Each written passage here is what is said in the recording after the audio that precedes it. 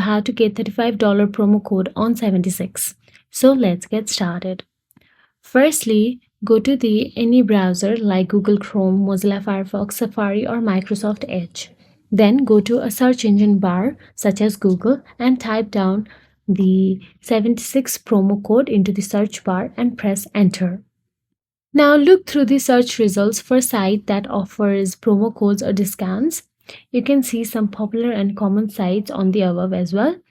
Now all you have to do is tap on the site and ensure the promo code is valid by checking its expiration date and any associated terms or conditions, because some code might be expired or have specific limitations.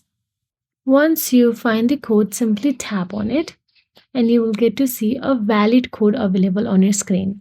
Use it according to the instructions provided. Typically, you will need to enter this code at the checkout on 76 online store. So that is it. If you found this video helpful, please like, share and subscribe, and thank you so much for watching.